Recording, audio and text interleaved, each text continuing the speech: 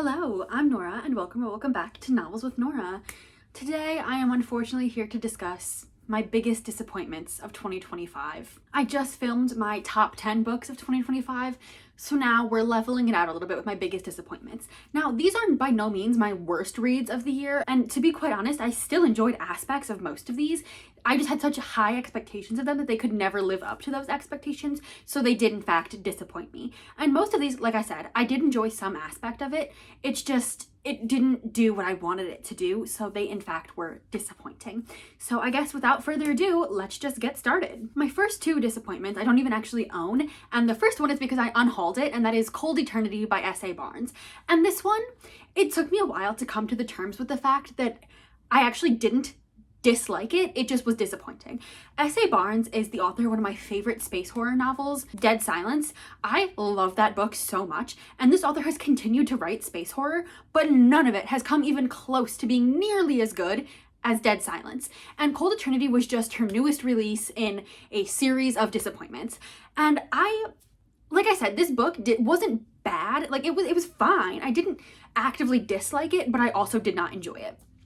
And what made this one really hard for me was I didn't really love our main character, and it's a very like isolation type novel, so we only really have our main character and then this like disembodied voice that she's talking to. And so if you don't like this character, then you're not gonna like the book because she is all that there is, and I didn't like her, and so I did not enjoy this book. Also, I felt that the themes that she tried to include in here were a little too heavy-handed, and then also didn't come to like a satisfying conclusion the way that the rest of the book did. And so this follows our main character as she is taking a job aboard this ship where pretty much all she has to do is like go around, monitor things, press this button to like complete the task. Like literally pressing a button is all she has to do.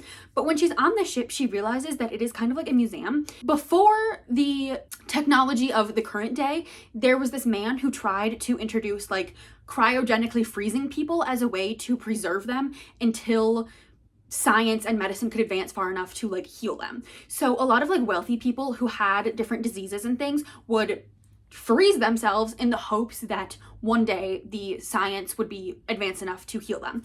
And so all of their bodies are still cryogenically frozen on the ship, and it got turned into a museum to showcase like this man's work and like what he was working towards. And so she is just like kind of like monitoring the ship, but it is like a really eerie setting because all of these people, like they're still alive, they're just like cryogenically frozen. So if something goes wrong, they could die, but they could also wake up. And so it's like definitely eerie in that way, but then it kind of took like a slightly paranormal monster-esque turn that I did not love. And like I said, I didn't love the main character. And so this one was just hard for me. And I think anything S.A. Barnes writes, I'm going to hold to just like an extremely high standard because I loved Dead Silence so much. Like it is like my like pinnacle of space horror for me, at least right now. And so when she continues to write space horror and I know how good she can do it, it just makes me angry that what she's writing is not working for me in the same way that Dead Silence did. And I don't know if it's because that like plot and synopsis and characters just like was for me and then these ones aren't as much, or because I'm just expecting to like feel the same about those things. I'm not sure, but this was a huge disappointment for me. And after Dead Silence, she released Ghost Station, and I didn't like that one either. And so I didn't even bother pre-ordering or buying this one. I got it from the library. So I guess I think I said I unhauled it. I never actually owned it. I had it from the library, and I was hoping that I would love it enough to buy it, but I never did. What I unhauled was Ghost Station, not Cold Eternity. Clarifying. But yeah, I returned it to the library, and I'm glad that I didn't spend my money on it because I did not like it and was in fact made angry by it. So I feel like that one in this list is the one that is like truly the biggest, like one of my like least favorite reads of the year, and it's simply just because I know what the author can do and she just has not been doing it, for me at least. The other book that I do not own is Kiss Me Maybe by Gabriela Gomez, and this one was disappointing, but like the disappointment didn't hurt as much as other ones because Gabriela Gomez is a romance writer, and I don't typically read or love romance, but earlier this year, I had read The Next Best Fling, which was her first debut romance, and absolutely ate it up, loved it. I think I gave it like 4.5 stars, absolutely loved this. And so this is in a Librarians in Love, like connected standalone series, and Kiss Me Maybe is the sequel that was focusing on a sapphic relationship. I said, how could I not love this? I loved Next Best Fling, like had me giggling, kicking my feet, edge of my seat with the drama. I was so ready for the sapphic installment in this series, and I did not like it. And now I really liked the characters and like the conversations on consent and sexuality and like just like everything that happened with our two main characters, loved. The plot did not work for me. So our main character has like a very heavy TikTok presence, and she posts how she is like coming out as a lesbian like later in life, and how she is really like finding her sexuality and finding herself in that way. And she gets a lot of flack for that online, and it like translates into a real world setting with her job. And so her boss is like, lay up on that, like you're bringing like bad press to the library, like we don't want you, like you figure out your sexuality, good for you. We can't have you posting that online because it will come back to the library and that's just like not professional. So we're dealing with like the professional things going on, but then she continues posting on TikTok. And so she decides her like handle's like never been kissed, and so her whole thing is that she sets up a scavenger hunt, and so all of the like queer women in her area can go on the scavenger hunt, and then whoever wins will be her first kiss, if I'm remembering correctly. I feel like I didn't pay that much attention to that part because I did not like it. I really did not enjoy like the social media aspects of the plot. I didn't like it. I didn't like how it was reflecting on her job, but how she kept doing it anyway. And so the plot itself, I did not like, especially because then the woman that she ends up falling for has nothing to do with like any of the social media aspects.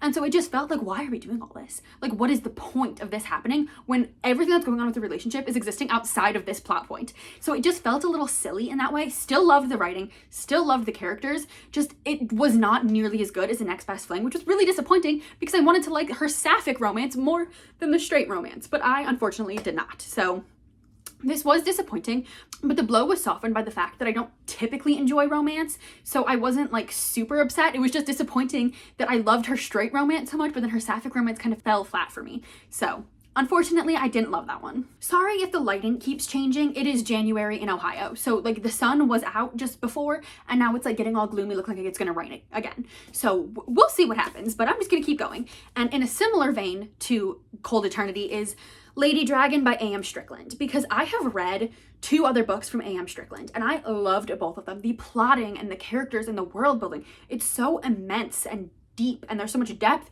and character growth, and I love them. Enter Lady Dragon, and I was so excited for this because it was sapphic dragons, specifically like Dragon Shifter. I was all in for this. I pre-ordered it, I got it signed and personalized, like I was ready for this book, okay? And then it let me down. I think that this author just had so many ideas, and she tried to shove them all into this one novel, so none of them got the care that they deserved and needed for this to really work. Because it follows our 2 main characters, and they're both royalty in a way. So our one is a human princess, and the other is like the heir to like the dragon realm. And the dragons and humans have a treaty where the dragons will not attack the humans so long as a human queen sits on the throne. So how this works is that a dragon like swallows this like heartstone, which allows them to shift into a human form to go like learn about what's going on in the human realm.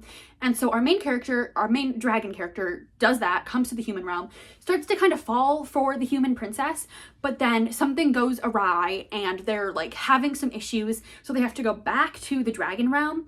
And that part of the plot really enjoyed. Now there's a different part of the plot where there's several things happening all at once, and none of them are really fleshed out well enough. There's one where they're like trying to usurp, like some of the humans, like male humans, are trying to usurp the throne from the queen, but then like the dragons are also trying to usurp their queen. But then also there's like lore and like historical dragons that are coming back into play, and it was just too much and not enough at the same time. If all of these elements were to be present, they needed to be done more. Like we needed more exploration of them. We needed more depth with them, or we needed to take some of those elements out to focus on other things. And so this, yeah, it had so much potential and it just did not live up to it because of those things. Like, again, I really enjoy A.M. Strickland's writing and I really liked the characters, but there was just too much going on and none of it was fleshed out enough to really be enjoyable, unfortunately. And I was really looking forward to this because, like I said, I love A.M. Strickland's writing. When I found out they were writing a sapphic dragon fantasy, I was over the moon excited, and then this just did not live up in the slightest. Next is a bit of an interesting one because it's a classic, and that is Carmilla by Joseph Sheridan Le Fanu, edited by Carmen Maria Machado. And this is really not so much for the story itself, but also, yes, that. It is this edition specifically, edited by Carmen Maria Machado. I searched high and low to find this edition because this is like one of the original vampire stories that centers queer sapphic vampires, 2 women. And it was written in a way to kind of like demonize the eroticism of these 2 women, and Carmen Maria Machado came in to give more historical context to it and to kind of put the sapphicness of it all into context and make it a little bit less homophobic. And so I searched high and low to find this edition specifically, and when I finally got my hands on it, I was so excited. I read it in my vampire reading vlog this year, and I didn't like it. I gave this 2 stars simply because I wanted atmosphere, I wanted gothic, I wanted drama, and I got nothing. This really said, okay, here you go. Hope you're hungry for nothing, because that's what it gave. Like, absolutely nothing. There was no vibe, there was no eeriness, there was no atmosphere. I got nothing from this, and it was so disappointing because that's exactly what I wanted from it, and I got nothing. That's what I was expecting, and I got nothing. Like, the whole plot was just like telling and not showing. Like, this is a very short book. The majority of it was this other random man that we meet halfway through the book telling about his experience that has something to do with our main characters, but nothing to do with like what I wanted. It was just so upsetting, and I think really just because I wanted eerie, I wanted atmosphere, I wanted gothic, and it didn't give any of that. It just gave so much this man telling his story, which is fine if I had known that's what I was getting myself into, but the way that I had hyped this up in my head to be something that it just absolutely was not. And that is what I get for trusting a man to write a sapphic story. But like, I knew the sapphic elements weren't going to be great. That's not what I wanted, honestly. I wanted the gothic atmosphere, and I didn't get it. And I was like, how do you not do that? You were writing in the time period that was perfect for this. So it just was so disappointing, especially because I had searched for so long to find this edition. And I will say, Carmen Maria Machado's edits in here, fantastic, really made the lackluster experience a little bit more enjoyable. But yeah, if you're looking for atmosphere, not the one. Next, I have something that's not so much disappointing as makes me question why the author wrote it. And that is A Land So Wide by Erin A. Craig. And if you've been on my channel for any amount of time, you know I love Erin A. Craig. Like, she is one of my favorite authors. Despite never giving her 5 stars, I thought this was gonna be the 5-star, but despite never giving her a 5-star rating, I love her writing. And this I was so excited for. This is A Land So Wide, which is her adult debut. And when this was announced, I was reading the description of it and I was like, this sounds very similar to Small Favors, which is one of her YA novels, my personal favorite Erin A. Craig novel. And I was like, this sounds very similar, to the point that I was like, I wonder why she's writing this when it seems so similar to Small Favors. But I was also still very excited because I love Small Favors. So this is set in this like small remote village of Mistaken, and there are some strict rules in this little village where you cannot leave the like boundaries of the community after sundown or you'll be violently dragged back. And that is like what is keeping them safe from the monsters that lurk in the woods. So there are monsters out there and they like make sacrifices to them, and like there's a lot of community and like rituals and tradition in this community. However, our main character, something goes awry on her like choosing day when she would like get to become married, and she decides that she is going to take a risk and venture outside of the boundaries and see what's going on. And then it takes a horror twist where like there are these like vampire-esque monsters, which definitely then deviates from Small Favors a lot, but like the small community stuck within the bounds so that you don't get attacked by the monsters is exactly the same as Small Favors. Like, some of the details are like obviously changed, but it's so similar that it honestly just felt like when the author was writing, because Small Favors came out before this, when the author was writing Small Favors, her ideas kind of like branched off, and Small Favors went this way and A Land So Wide went this way, but they stem from the same idea, which is like totally fine. But I didn't love this. I, in fact, still like Small Favors more, and this had the potential for me to really love it as her adult debut, but I just felt that it was kind of like not my favorite, and also it didn't feel adult. Like, I'm confused as to why this is what they decided was going to be her adult debut, because I enjoyed it, don't get me wrong, but her character still felt young. Like, it still read like YA. It was darker with like the horror elements, but it didn't feel like aged up enough that her characters felt like adults.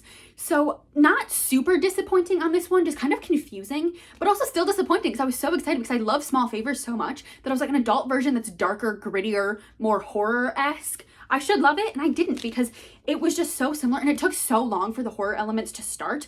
And when it's like pitched as being horror, when you don't get those until like 50-75% of the way through, then you're just kind of like lagging through the first half, and it just was a little disappointing. And I feel like a lot of other readers who maybe like this is their first thing they picked up from Erin A. Craig would still find this disappointing because it's pitched as being horror and having these horror adult grittier darker elements, and then it just didn't really live up to that until like the very end. And then the way it wrapped up, I remember not really liking and just kind of finishing and being like, okay, so that's A Land So Wide, which is really disappointing because again, that is like 3 of my favorite authors, or so I thought favorite authors, disappointing me this year.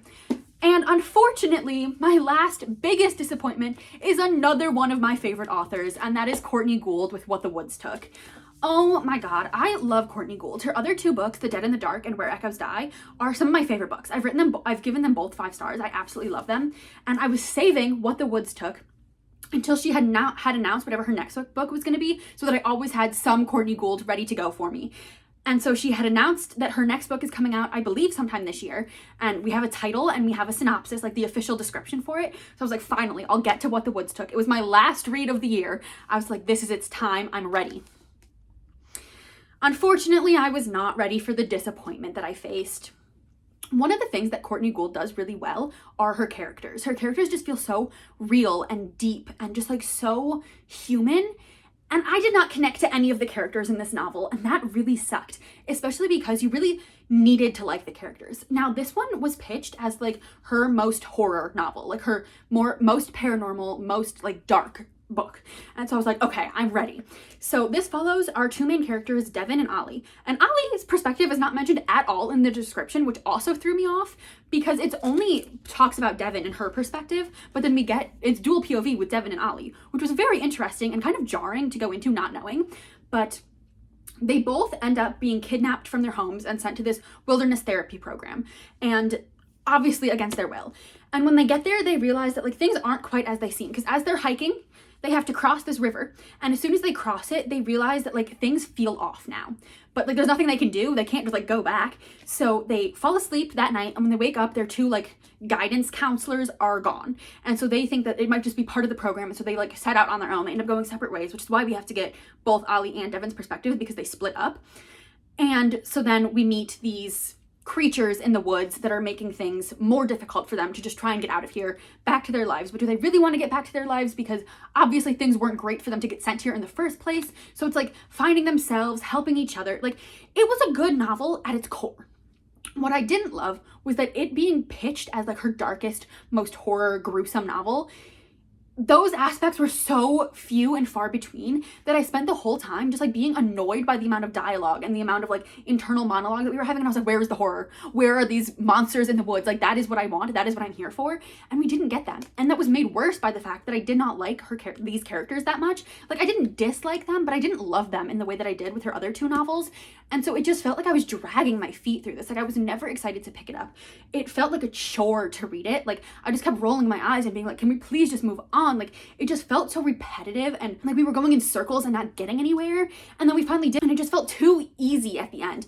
Like, we had worked so hard and made so much character growth just for like the ending of how they get out of the woods to be so simple that it was just like I needed more from it. Like, it didn't give me what I needed it to. And especially because I didn't love any of the characters, I just felt so detached from it the whole time that I was just bored, and I was disappointed, and I was angry at myself for being disappointed in it. So then I kept like trying to get myself to like latch on to one of the characters, and I just couldn't do it. So yeah, this one was honestly like my biggest disappointment of the year. Truly, I am so upset that I didn't love this, because I love Courtney Gould. I love her writing. I love her other 2 books, and this one I thought was going to be my new favorite, and it wasn't. It is now my least favorite of her books, and I've given the other 2 5 stars. This one did not get 5 stars. So it was just really disappointing, especially because I did love the like paranormal monsters that we had going on. I loved them. I wanted more of them. But the scenes with them were so small and so short and so few that I feel like I couldn't just like love them in the way that I wanted to. But I really found them fascinating, and I would have loved more of it. We just didn't get more of it. So that is my biggest disappointment of the year. And those are all of my disappointments, which honestly was like far more than I would have liked. Obviously, no one wants to be disappointed. But I think what made it worse is that 3 of my supposed favorite authors, and then S.A. Barnes, gave me disappointments this year with their new releases. And that was like really disappointing. And it just really sucks because I thought that these releases from these authors were going to be my new favorite things from them, and then they ended up being my like almost least favorite from them. So obviously disappointing, like I've said so many times, but I will say I had such a great reading year and read so much this year and had so many 5 stars that I can't even be that upset, because what these lacked, other things made up for. So yes, these were disappointing, but I had so many great reads that I feel like those outshine these. And like I said, most of these I didn't actively dislike, other than Carmilla. I really didn't like that one. I still found elements of enjoyability in most of these novels. So that being said, these were my most disappointing reads of the year. And like I said, there are still good things in all of these novels. So I would, if any of them sound interesting to you, I would recommend still picking them up, because I do think you can still enjoy them.